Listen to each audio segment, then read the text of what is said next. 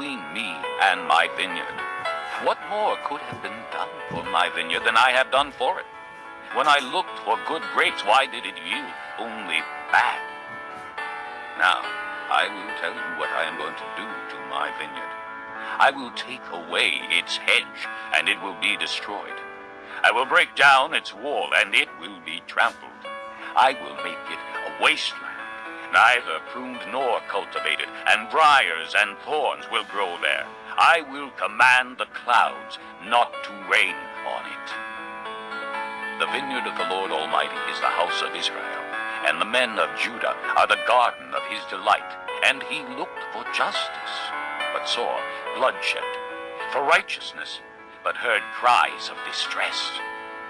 Woe to you who add house to house and join field to field till no space is left, and you live alone in the land.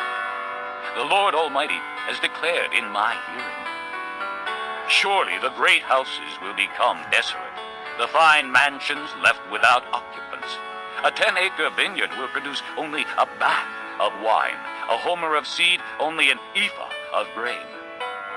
Woe to those who rise early in the morning to run after their drinks, who stay up late at night till they are inflamed with wine. They have harps and lyres at their banquets, tambourines and flutes and wine, but they have no regard for the deeds of the Lord, no respect for the work of his hands. Therefore my people will go into exile for lack of understanding. Their men of rank will die of hunger, and their masses will be parched with thirst. Therefore the grave enlarges its appetite, and opens its mouth without limit. Into it will descend their nobles, and masses with all their brawlers and revelers. So man will be brought low, and mankind humbled, the eyes of the arrogant humbled. The Lord Almighty will be exalted by his justice, and the holy God will show himself holy by his righteousness. Then sheep will graze as in their own pasture. Lambs will feed among the ruins of the rich. Woe to those who draw sin along with cords of deceit and wickedness as with cart ropes. To those who say, let God hurry, let him hasten his work so we may see it. Let it approach. Let the plan of the Holy One of Israel come so we may know it.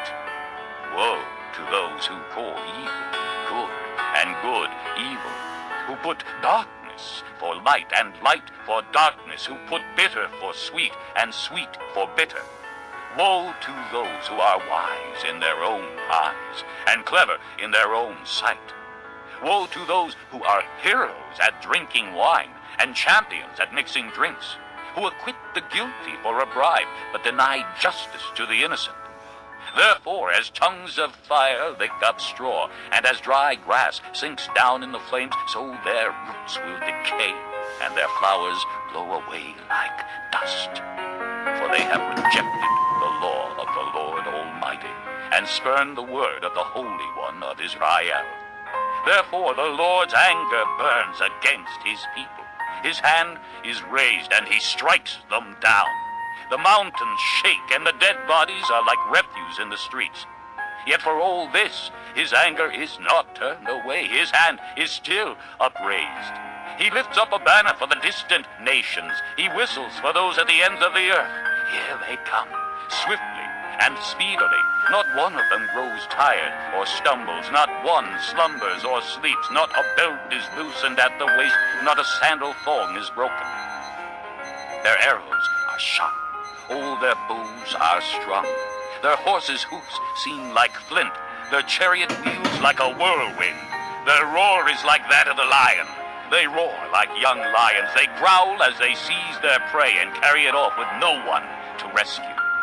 In that day they will roar over it like the roaring of the sea. And if one looks at the land, he will see darkness and distress.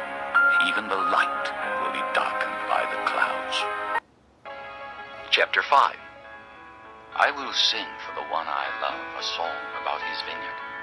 My loved one had a vineyard on a fertile hillside. He dug it up and cleared it of